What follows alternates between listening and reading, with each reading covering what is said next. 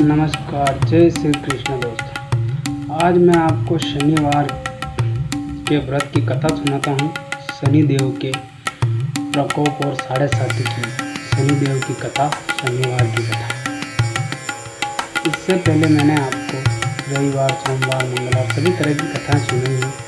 उन सभी को देखने के लिए उन सभी कथा को सुनने के लिए, देखने के लिए मेरे चैनल को सब्सक्राइब करें, लाइक करें, शेयर करें, ताकि आने वाली सारी वीडियो का नोटिफिकेशन मिल सके।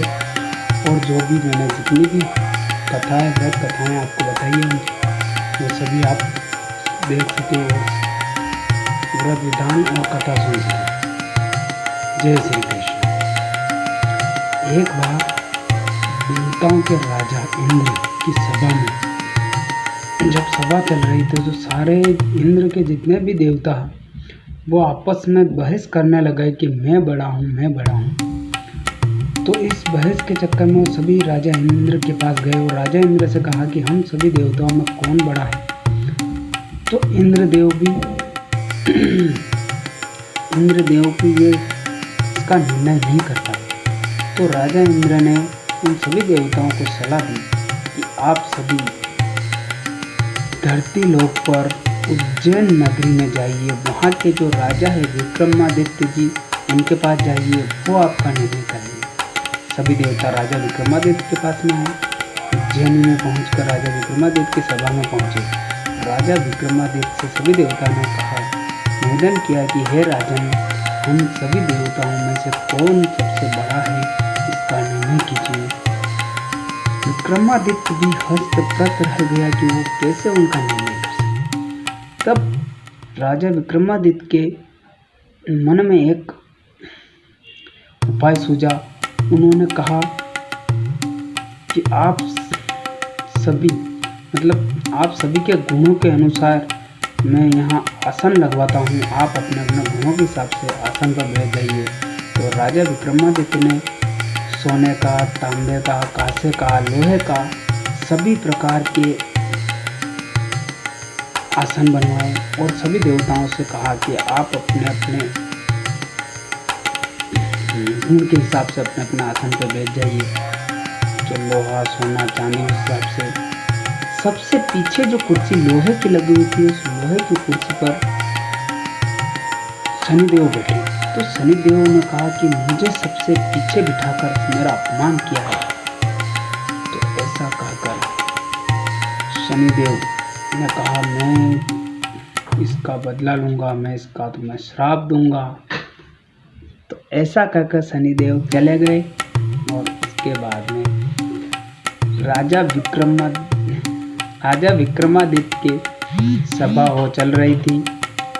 तब शनिदेव एक घोड़े के व्यापारी के रूप में आए और इस बात का पता जब राजा को चला, तो राजा घोड़े की खरीदारी के लिए उस व्यापारी के पास आए और उस व्यापारी से कहा कि मुझे अच्छा सा घोड़ा चाहिए। उस घोड़े को लेने के लिए राजा ने उस घोड़े पर घुड़सवारी करी। उसकी घोड़े के ऊपर जब बैठे, तो घोड़ा हवा के तेज से ऐसा भागा, ऐसा गया और जंगल में जाकर राजा को गिरा दिया और वो घोड़ा वहाँ से लुप्त हो गया, गायब हो गया और राजा उस जंगल में भटक गए। विक्रमादित्य तब इधर उधर भटकने लगे, उन्हें चारों तरफ कोई नहीं दिखा। तब राजा को भूख प्यास लगी, तो कुछ दूर चलने के बाद में उन्हें एक चरवाहा दिखा। उस चरवाहे से कहा कि मुझे भूख प्यास लगी है, मुझे पानी पिला दो। तो चरवाहे को अपनी अंगूठी देकर राजा ने थोड़ा सा जल पान किया। इसके बाद में उस चरवाहे से रास्ता पूछा। तो चरवाहे के कहने के अनुसार समीप के गांव पहुंच गए राजा विक्रमादित्य। जब उस गांव में पहुंचे, उस गांव में पहुंचकर उस गांव का जो सेठ था, उसकी दुकान पर जाके बैठे। तो उस सेठ की दुकान पर जब राजा विक्रमादित्य बैठे, तो उस सेठ की दिन भर की अच्छी गिराकी होने की वजह से उस राजा को वो सेठ अपने घर ले गया अच्छा खाना खिलाया और उस सेठ ने अपनी सोने की चेन निकालकर खूंटी पे टांग दी और वो सेठ अंदर चला गया। विक्रमादित्य के देखते ही देखते वो सोने की चेन उस खूंटी में ही गायब हो गई। तब वो दृश्य देख रहे थे विक्रमादित्य। तब वो सेठ बाहर आया, उसने उस खूंटी पर देखा तो उसकी चेन नहीं थी। तो उस सेठ ने उस विक्रमादित्य से कहा कि तुमने मेरी चेन चुरा ली है। ऐसा कहते कहते उसने वो उस नगर के राजा के पास में विक्रमादित्य को लेकर के गया और राजा ने आदेश दिया कि वो चेन कहाँ गई। तब उस विक्रमादित्य ने वो कहा कि वो खूंटी ही उस चेन को निगल गई।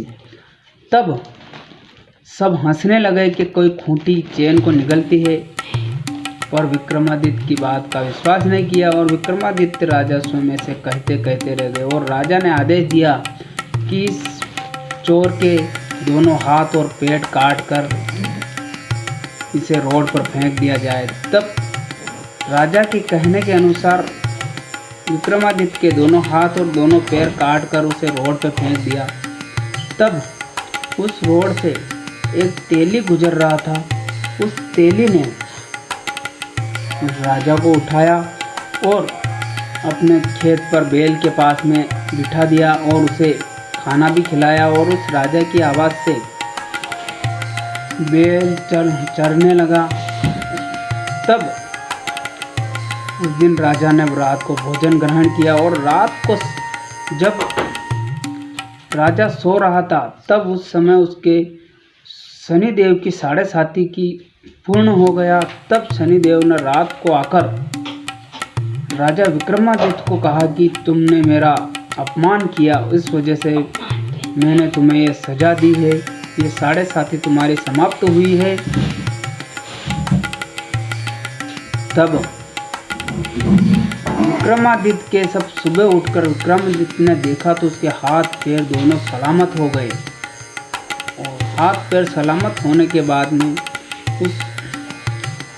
उधर से जब राजा की कन्या गुजर रही थी तो उस राजा की कन्या ने उस विक्रमादित्य को देखा तो उस पर मोहित हो गई और कहने लगी कि मैं इसी से विवाह करूंगी। ऐसी जिद करने के बाद में राजा ने उसके साथ में उसका विवाह करवा दिया। और इधर जब यह बात उस सेठ को पता चली तो क्योंकि उस सेठ ने अपने घर में देखा, तब उसकी खूंटी पे अपने आप वो उसके देखते ही देखते वो सोने की चेन उत्पन्न हो गई। तब उस सेठ ने राजा विक्रमादित्य से माफ़ी मांगी और विक्रमादित्य के साथ में उसकी बेटी का ब्याह करवा दिया। तब राजा विक्रमादित्य राजा की लड़की और सेठ की लड़की दोनों से विवाह करने के बाद अपने नगर को लौट गए और अपने नगर में आकर सभी नगरवासियों से कहा कि हर शनिवार का व्रत करो और शनिदेव का कथा सुनो और उनका व्रत रहो, जिससे हमारा राज्य में सुख शांति रहेगी, कोई दुख नहीं रहेगा और हमारा राज्य सुख संपत्ति वैभव से भर जाएगा और सभी के कष्ट निवारण हो जाएंगे। इस तरह ये शनिदेव की 7.5 की शनिवार की ये कथा है। अगर आप लोगों को मेरी कथा अच्छी लगी हो तो मेरे चैनल को लाइक करें, शेयर करें, ताकि आने वाली नई कथा का नोटिफिकेशन आपको मिलता रहे। जय श्री।